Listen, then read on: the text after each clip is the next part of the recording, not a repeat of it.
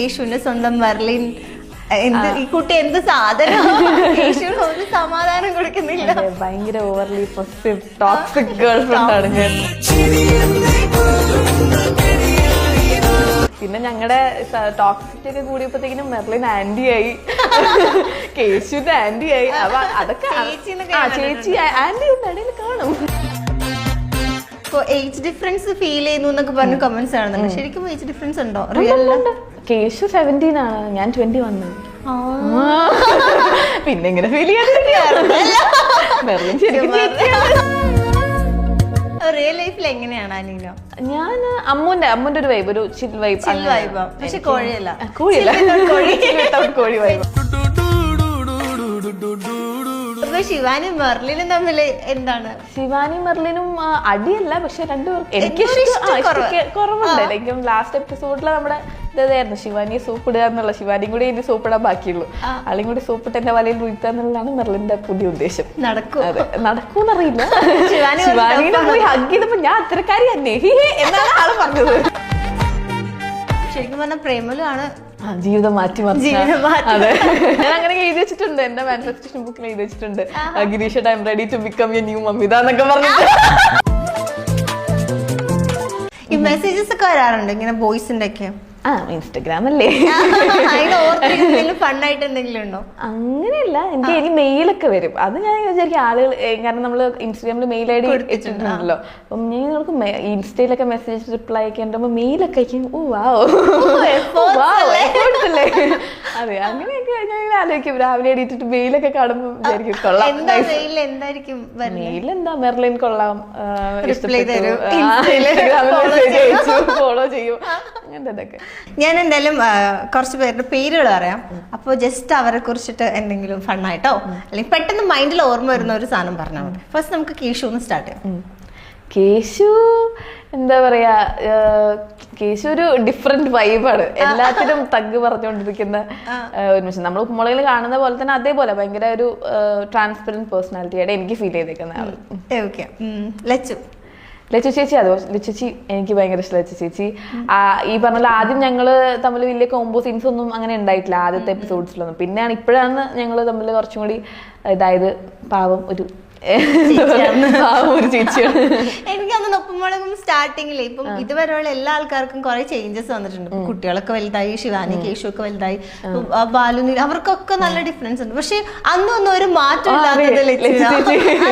ചോദിച്ചിട്ടുണ്ടോ? ഇല്ല, ഞാൻ വിചാരിക്കാറുണ്ട് നമ്മൾ ഇപ്പൊ കാണുമ്പോൾ അതേപോലെ തന്നെ ഉണ്ട്. 7-8 years ആയില്ലേ, ഇത്ര നാളും ഒരു മാറ്റം ഇല്ലാതെ എങ്ങനെടാ? ഓക്കെ, മാമി നമ്മുടെ തമിഴ് പറയുന്നത് കനകാൻഡി. കനകാൻഡി ഒരു എന്താ പറയാ, ഫുൾ എനർജറ്റിക്, ഒരു എനർജി പാക്കാണ് ആന്റി. ആന്റി എപ്പൊ നോക്കിയാലും ചിരിച്ചോണ്ടിരിക്കുന്ന, എപ്പൊ നോക്കിയാലും തമാശ അറിഞ്ഞോണ്ടിരിക്കുന്ന, അങ്ങനെ നമുക്ക് അതിന്റെ അടുത്ത് ഇരുന്ന് കഴിഞ്ഞാൽ ബോറടിക്കില്ല. അതിന്റെ അടുത്ത് ആന്റി ഇങ്ങനെ എന്തെങ്കിലുമൊക്കെ കോമഡി ഒക്കെ പറഞ്ഞ് അങ്ങനെ ഫുൾ ചില്ലായിട്ട് ഇരുന്നോളും. നമ്മുടെ പടവലത്തെ അപ്പൂപ്പനും അമ്മൂമ്മയും. അപ്പൂപ്പൻ ആക്ച്വലി ഞാൻ മീറ്റ് ചെയ്തിട്ടില്ല, ഇതുവരെ മീറ്റ് ചെയ്തിട്ടില്ല. ഇല്ലില്ല, ഞങ്ങൾ തമ്മിൽ എപ്പിസോഡ്സ് ഉണ്ടായിട്ടില്ല ഇതുവരെ. അമ്മൂമ്മ എപ്പോഴും ഉണ്ട്.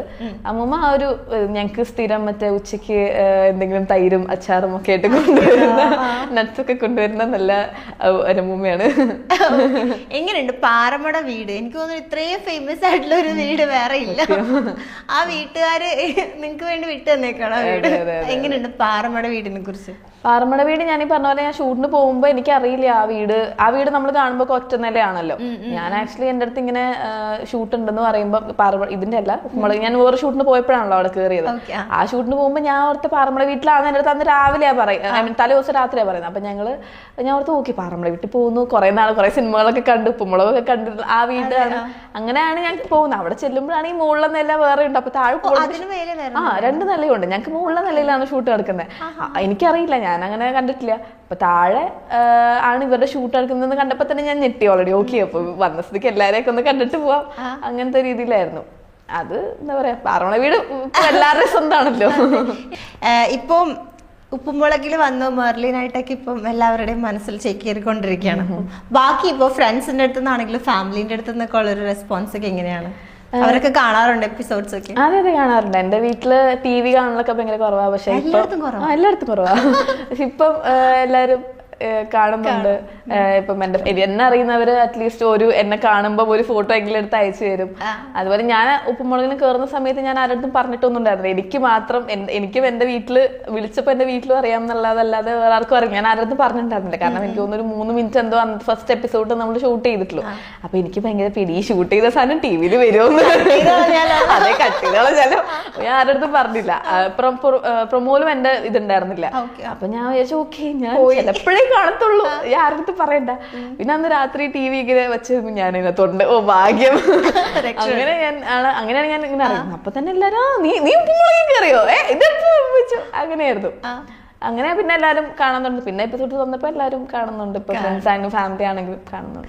ഏറ്റവും കൂടുതൽ അപ്രിസിയേഷൻ കിട്ടിയത് ഏത് എപ്പിസോഡ്സിലായിരുന്നു?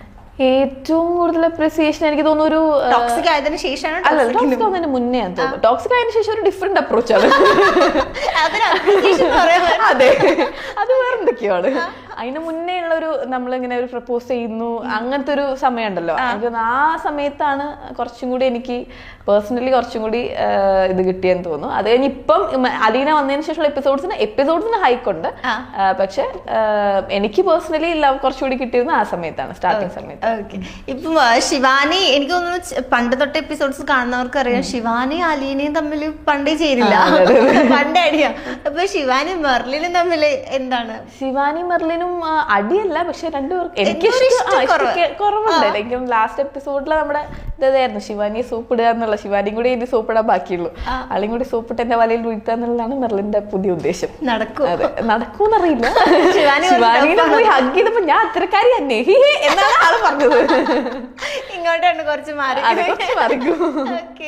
ഇപ്പൊ എന്ന് മുതലേ പിന്നെ ആക്ടിങ് ഇഷ്ടമാണ് അല്ലെങ്കിൽ എനിക്ക് പറ്റും എന്നൊക്കെ തോന്നിയത് ഇപ്പം മുതൽ, അല്ലെങ്കിൽ വേറെ ആരെങ്കിലും തിരിച്ചറിഞ്ഞാണോ സ്വയം തിരിച്ചറിഞ്ഞാണോ? അല്ല ആക്ടിങ് എനിക്ക് ഭയങ്കര ഇഷ്ടമാണ്. കുഞ്ഞിന്റെ മുതൽ ഭയങ്കര ഇഷ്ടമാണ്. ഞാൻ ഇതുപോലെ ഇന്റർവ്യൂ ഒക്കെ നമ്മളെല്ലാരും പോലെ പ്രാക്ടീസ് ഒക്കെ ചെയ്യുന്നു.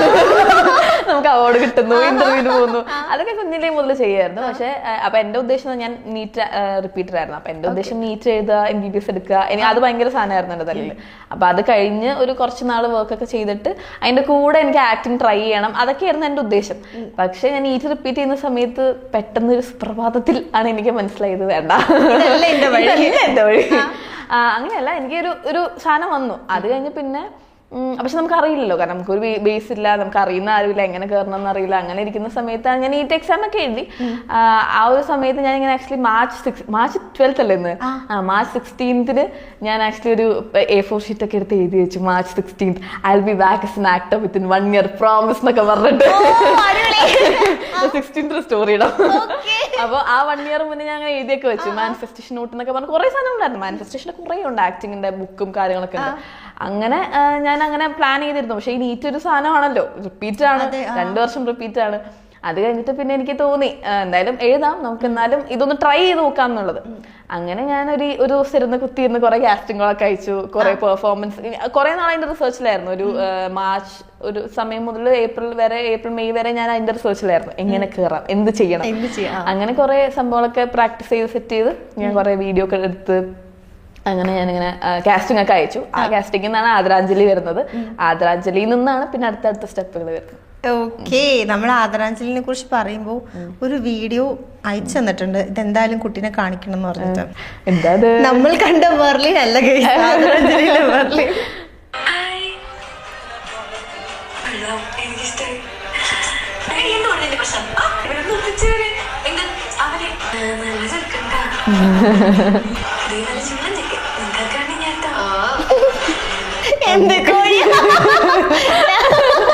ഞാനും അത്രക്കാരിയല്ല.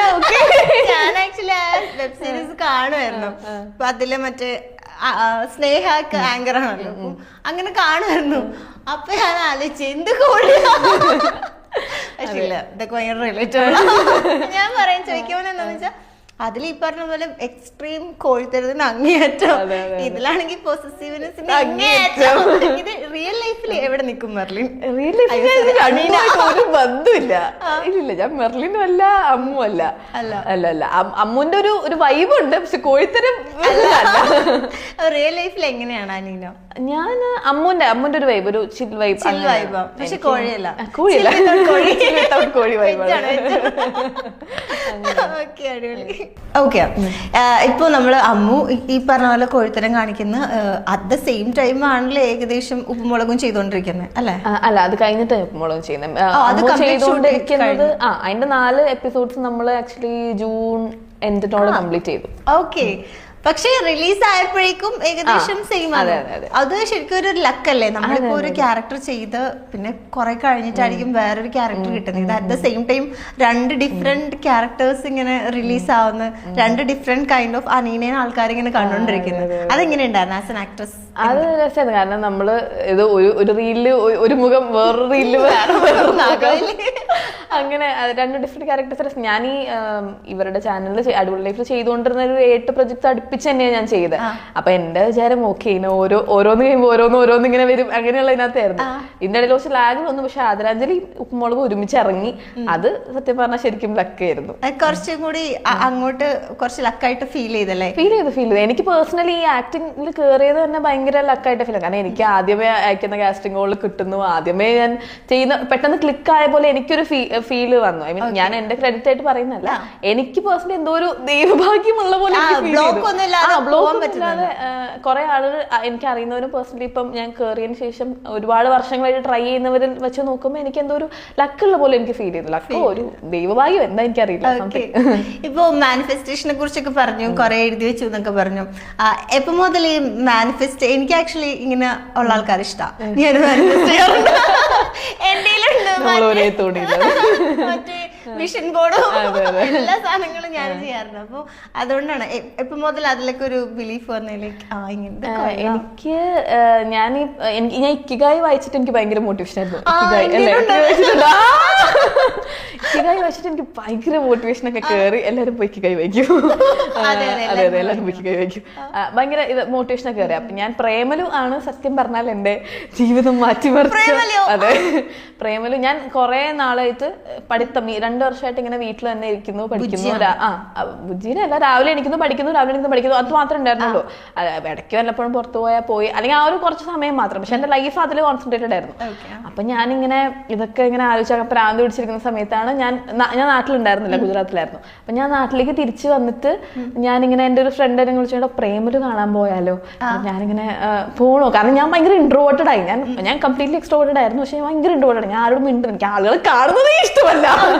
അങ്ങനെയായി ഞാൻ. അപ്പൊ ഞാൻ പറയാം പ്രേമലു കാണാൻ പോണേ, ഇവിടുന്ന് അത്യാവശ്യം 1/2 മണിക്കൂറേ ഉള്ളൂ, ഇവിടുന്ന് അത്യാവശ്യം ഡിസ്റ്റൻസ് ഉണ്ട്, കുറെ ആൾക്കാരുണ്ട്, നമ്മള് പോണോ? അങ്ങനെ പറയില്ല, നമുക്ക് പോവാം എന്ന് പറഞ്ഞു. അപ്പൊ ഞാൻ ആളെ കാണുന്നതും എനിക്ക് 1.5 വർഷം കഴിഞ്ഞിട്ടാ ഞങ്ങള് പ്രേമലു കാണാൻ പോയി. പ്രേമലു കണ്ടുകൊണ്ടിരുന്നു. അപ്പൊ എനിക്ക് എന്തൊക്കെയോ കുറെ സാധനങ്ങളൊക്കെ വന്നു, പഴയ ഞാൻ എന്നുള്ളൊരു സാധനം വന്നു. അങ്ങനെ എനിക്ക് മനസ്സിലായി എന്തൊക്കെയോ സംതിങ് റോങ് ഉണ്ടെന്ന്. അത് കണ്ടപ്പോൾ മുതൽ എനിക്ക് ഭയങ്കര ആഗ്രഹമായിരുന്നു വീണ്ടും എന്തൊക്കെയോ എന്റെ മനസ്സിലേക്ക് വന്നു, എനിക്ക് ആക്ടിങ് പോകണം, എനിക്ക് അതിലൊരു സ്കോപ്പ് ഉണ്ടെന്ന് എന്റെ മനസ്സ് പറയുന്നു എന്നുള്ളൊരു ഫീലിംഗ് വരാൻ തുടങ്ങി. അങ്ങനെ വന്നു തുടങ്ങിയപ്പോഴാണ് പിന്നെ എനിക്ക് തോന്നുന്നു മാർച്ച് 12th ഒക്കെ ആയപ്പോഴത്തേക്ക് ഞാൻ ഇങ്ങനെ ഡിസൈഡ് ചെയ്തു എന്തായാലും എനിക്ക് ആക്ട് ചെയ്യണം. ആ സമയത്താണ് ഈ 16th ഞാൻ എഴുതി വെക്കുന്നത്, ഞാൻ ആക്ടർ ആവുന്നുള്ളത്. എന്റെ ഉദ്ദേശം എന്തെങ്കിലും ഒരു ആക്ടിങ് സംഭവം ചെയ്യണം, അത്രേ ഉള്ളൂ. അത് കഴിഞ്ഞിട്ടാണ് പിന്നെ ഏപ്രിലൊക്കെ ആയപ്പോഴത്തേന് എനിക്ക് മനസ്സിലായി നീറ്റ് സെറ്റ് ആവൂല, നമുക്ക് ഇത് തന്നെ ഫോക്കസ് ചെയ്യാം, പക്ഷെ നീറ്റ് എഴുതണം, അത് വർക്ക് ചെയ്യണം, അതിന്റെ കൂടെ ആക്ടിങ് കൂടി കൊണ്ടുപോകണം എന്നുള്ളത്. പക്ഷെ ആദരാഞ്ജലി വന്ന് കയറി കഴിഞ്ഞപ്പോഴത്തേക്കിനും പിന്നെ ഒക്കെ പോയി, എല്ലാത്തിന്റെ കാര്യത്തിൽ തീരുമാനമായി. ശരിക്കും പറഞ്ഞാൽ പ്രേമലു ആണ് ജീവിതം മാറ്റിമറിച്ച. ഓക്കെ, ഇത് ആരെങ്കിലും കണ്ടിട്ടുണ്ടോ പ്രേമലുവിൽ? ഇപ്പം നസ്ലിൻ മമിത? ഇല്ല, എനിക്ക് അതിന്റെ ക്രൂ മെമ്പേഴ്സിനെ പരിചയമായി. പറഞ്ഞു? അപ്പോ ഞാൻ പറഞ്ഞിട്ടുണ്ട് എന്റെ ക്രൂവിലുള്ള ആളുടെ അടുത്ത് ഞാൻ പറഞ്ഞിട്ടുണ്ട്, ഞാനിങ്ങനെ ഇത് കണ്ട് ഇൻസ്പയർ ആയിട്ടാണ് ഞാൻ നിങ്ങളുടെ മുന്നിൽ ഇരിക്കുന്നത്. ഞാൻ അങ്ങനെ എഴുതി വെച്ചിട്ടുണ്ട്, എന്റെ മാനിഫെസ്റ്റേഷൻ ബുക്കിൽ എഴുതി വെച്ചിട്ടുണ്ട്, Girish I am ready to become a new Mamitha എന്നൊക്കെ പറഞ്ഞിട്ട്. ഇല്ല, ഗിരീഷിന്റെ അടുത്തല്ല, ഞാൻ എഴുതി വെച്ചിട്ടുണ്ടെന്ന് പറഞ്ഞു. ഓക്കെ, അടിപൊളി. ഇപ്പൊ ഫിലിമില് ഇനിയിപ്പോ ഒരുപാട് നല്ല റോൾസ് ഒക്കെ തേടി വരുമല്ലോ, അപ്പൊ ഇതിങ്ങനെ എഴുതി വെച്ചിട്ടുണ്ട്, എനിക്ക് ഇന്ന പോലത്തെ ഒരു റോള് ചെയ്യണം, അല്ലെങ്കിൽ ഈ ആക്ടറിന്റെ കൂടെ എനിക്ക് സ്ക്രീൻ ഷെയർ ചെയ്യണം, അങ്ങനെയൊക്കെ ഉണ്ടോ? അങ്ങനെ കുറെ ഉണ്ട്. പക്ഷെ എനിക്ക് ഭയങ്കര ഇമോഷണൽ, ഞാനിപ്പോ ചെയ്തേക്കുന്നതെല്ലാം ഭയങ്കര ചിൽപ്പിൽ ക്യാരക്ടേഴ്സ് ആണല്ലോ. എനിക്ക് പണ്ട് മുതലേ ഭയങ്കര ഇമോഷണൽ ഒരു ക്യാരക്ടർ ആയിരുന്നു ഭയങ്കര ഇഷ്ടം. ഇങ്ങനെ പൊട്ടിക്കരഞ്ഞ് അങ്ങനത്തെ ഒരു ക്യാരക്ടർ ഉണ്ടല്ലോ, അങ്ങനെ എന്തെങ്കിലും ഭയങ്കര ചെയ്യണം ഭയങ്കര ആഗ്രഹമുണ്ട്. ഓക്കെ, അഭിനയിക്കാൻ ഏറ്റവും കൂടുതൽ ഇഷ്ടം ഇമോഷണൽ?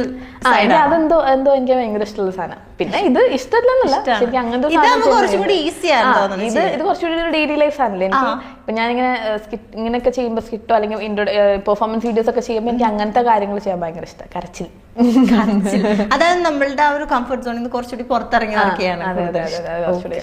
എന്തായാലും നമ്മൾ ഇത്രയും സംസാരിച്ച സ്ഥിതിക്ക് ഒരു ചെറിയ സെഗ്മെന്റ് ഉണ്ട്. എന്താണത്? എന്താത്? കുസൃതി ചോദ്യമാണ്, സിമ്പിൾ ആണ്. ആ ഒരു ലെവൽ വെച്ചിട്ട് ആൻസർ ചെയ്താൽ മതി. ഓക്കേ. ഫസ്റ്റ് വൺ ചോദിക്കട്ടെ? ചോദിച്ചോളൂ. ഏറ്റവും കൂടുതൽ മഴയുള്ള രാജ്യം? മഴയുള്ള രാജ്യം വേണമെങ്കിൽ മഴയുടെ ഇംഗ്ലീഷ് ഒക്കെ ആലോചിക്കാം, അപ്പൊ കിട്ടും. റെയിനൊക്കെ വരുന്ന ഏതെങ്കിലും രാജ്യത്തിന്റെ പേരുണ്ടോ? അത് രാജ്യമാണല്ലോ. ഇത് രാജ്യമാണോ? രാജ്യം തന്നെയാണോ? എന്റെ മൈൻഡിൽ തന്നെ അത് പറഞ്ഞു. വേണ്ട,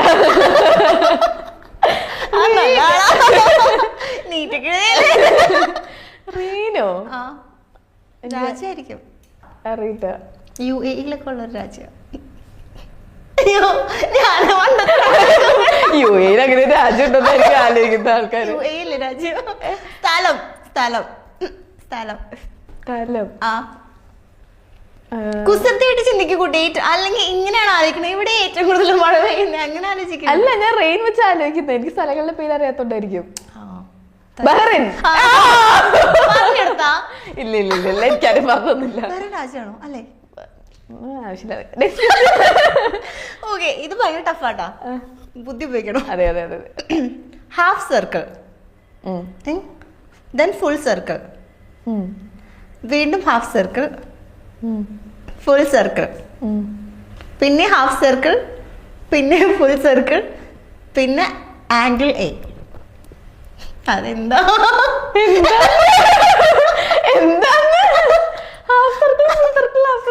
ഒരു സാധനത്തിന്റെ പേരാ, നമ്മൾ കുടിക്കൊക്കെ ചെയ്യും, കുടിക്കുന്നൊരു സാധനം.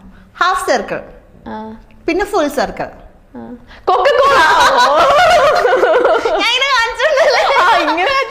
കുടിക്കുന്ന സാധനം. ഒരു ആൺപൂച്ചയും ഒരു പെൺപൂച്ചയും കണ്ടുമുട്ടി. അങ്ങനെ പരസ്പരം ഇഷ്ടപ്പെട്ടു. പെൺപൂച്ച ആൺപൂച്ചയുടെ ചെവിയിൽ സ്നേഹപൂർവ്വം ഒരു കാര്യം പറഞ്ഞു. എന്തായിരുന്നു അത്? ഇത് ഞാൻ കേട്ടിട്ടുണ്ട്. എന്ന് പറ. അറിയില്ല. എന്തായിരിക്കും സ്നേഹത്തോടുകൂടി പൂച്ചന്റെ ചെവിയിൽ പറയുന്നത്? എനിക്കറിയാതെ, ഞാൻ കേട്ടിട്ടുണ്ട്. ആലോചിച്ചോ, ഒരു ക്ലൂ തായോ. പൂച്ച എന്താ പറയാ?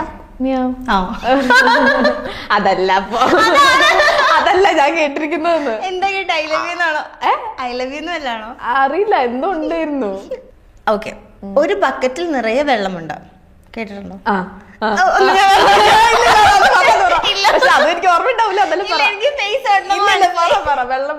വെള്ളമുണ്ടല്ലോ. ഓക്കെ, ചോദിക്കാം. ഒരു ബക്കറ്റിൽ നിറയെ വെള്ളമുണ്ട്. ബക്കറ്റിൽ ഒരുപാട് ഹോൾസ് ഉണ്ട്, പക്ഷെ ഒരു തുള്ളി വെള്ളം പോലും പുറത്തു പോകും. കാരണം എന്താ? അത് വെള്ളം. അതന്നെ അതന്നെ. രായില്ലേ? രായിൽ തുടങ്ങി രായിൽ അവസാനിക്കുന്ന ഒരു വേർഡ്. ഇത് ഭയങ്കര ടഫാ, ബുദ്ധിയാണ്. ബുദ്ധി ഉണ്ടെങ്കിൽ പറയാൻ പറ്റും. രായിൽ തുടങ്ങി രായിൽ അവസാനിക്കുന്ന ഒരു വേർഡ്. ക്ലൂ. കണക്കുമായി ബന്ധപ്പെട്ടതാ, നമ്പേഴ്സ് ആയിട്ട് ബന്ധപ്പെട്ട. കണക്കല്ല, നമ്പേഴ്സ്. 2.5. വരച്ചിക്കാം. കൊറേ ഉണ്ടല്ലോ സ്റ്റോക്ക്. ഭക്ഷണം കഴിക്കാനായി റെസ്റ്റോറന്റിൽ കയറിയ 4 ഫ്രണ്ട്സ് മസാല ദോശ ഓർഡർ ചെയ്തു, പക്ഷെ എല്ലാവർക്കും കിട്ടിയില്ല. എന്താന്നോ? എന്താ? മസാല ദോശ തീർന്നു പോയോണ്ട്? അല്ല, ഒന്നും കൂടി ആലോചിക്കുക. 4 ഫ്രണ്ട്സ് റെസ്റ്റോറന്റിൽ കയറി മസാല ദോശ ഓർഡർ ചെയ്തു, എല്ലാവർക്കും കിട്ടിയില്ല. എല്ലാവർക്കും അതാണോ? എല്ലാവർക്കും കിട്ടിയില്ല, അതിലാണ് ആൻസർ. ആലോചിക്ക. എല്ലാവർക്കും കിട്ടിയില്ല. ഓക്കെ ഓക്കെ, പറ. എല്ലാവർക്കും കിട്ടിയില്ല. മസാല ദോശയിൽ എവിടെ ഇല്ല. ഓക്കെ, ലാസ്റ്റ് വന്നാണേ. ഒരു മാവിൽ ഉള്ള മാങ്ങകളുടെ എണ്ണം ഒരു കണ്ണുപൊട്ടൻ കൃത്യമായി എണ്ണി പറഞ്ഞു. എങ്ങനെ? ഒരു മാവിൽ കുറെ മാങ്ങയുണ്ട്, അതിൽ എത്ര എണ്ണിയല്ലേ പറഞ്ഞേ? അപ്പൊ കുഴപ്പമില്ലല്ലോ, കാണണ്ടല്ലോ. ഒരു കണ്ണുപൊട്ടനല്ലേ? എണ്ണാലോ? അങ്ങനെ മാവി കിടക്കുന്ന മാങ്ങയില്ലേ ഞാൻ തറയിലുള്ള മാങ്ങ എണ്ണി പറക്കാത്ത അതിന് കണ്ടാവശ്യമില്ലല്ലോ. മാവിലുള്ള മാങ്ങ എണ്ണി പറഞ്ഞോ? ആ, ഒരു മാവിൽ കുറെ മാങ്ങയുണ്ട്, ഒരു കണ്ണുപൊട്ടൻ ആ മാങ്ങ മുഴുവൻ എണ്ണി പറഞ്ഞു. ക്ലൂ. ഒരു കണ്ണുപൊട്ടൻ എല്ലാം എണ്ണി പറഞ്ഞു. അതിലാണ് മനസ്സിലുള്ള കണ്ണുപൊട്ടൻ എല്ലാം എണ്ണി പറഞ്ഞു. ഭയങ്കര ഇന്റലിജന്റ് ക്വസ്റ്റ്യൻസ്, പക്ഷെ ഈസിയാണ്. ശ്രദ്ധിക്കൂ കുട്ടി. ChatGPT ഞാനും ഫോൺ എടുക്കേണ്ടി വരും. അറിയില്ല. ഒരു മാവ്, അതിൽ കുറെ മാങ്ങ, ഒരു കണ്ണുപൊട്ടൻ എല്ലാം എണ്ണി പറഞ്ഞു. അറിയില്ല. ഒരു കണ്ണുപൊട്ടൻ, ഒരു കണ്ണല്ലേ, മറ്റേ കണ്ണ് ഇത് കൊള്ളായിരുന്നു ആക്ച്വലി. ഞാൻ അതെല്ലാം എടുത്ത് പറഞ്ഞു. ഒരു കണ്ണുപൊട്ടൻ എല്ലാം എണ്ണി പറഞ്ഞു. കണ്ണുപൊട്ടൻ കൊള്ളായിരുന്നു. ഓക്കെ, അടിപൊളി. പക്ഷെ കുട്ടിക്ക് ആക്ച്വലി എല്ലാം അറിയാട്ടോ. ഇതും ഒന്ന് പുഷ് ചെയ്ത് കൊടുത്താൽ മതി. പറയുന്നുണ്ട് ഇത് എല്ലാം സ്ട്രെസ് ചെയ്തിരുന്നുണ്ടല്ലോ, അതുകൊണ്ടാ ഞാൻ ഈസി ആയിക്കോട്ടെ വിചാരിച്ചിട്ടാ. സാധാരണ ഒന്നും പറയില്ല. നല്ല കാര്യം. ഞാൻ ഇങ്ങനെ ഇരിക്കും. മറ്റേ മാത്സ് ടീച്ചറൊക്കെ ഇങ്ങനെ ഇരിക്കും. ആയിക്കോളൂ.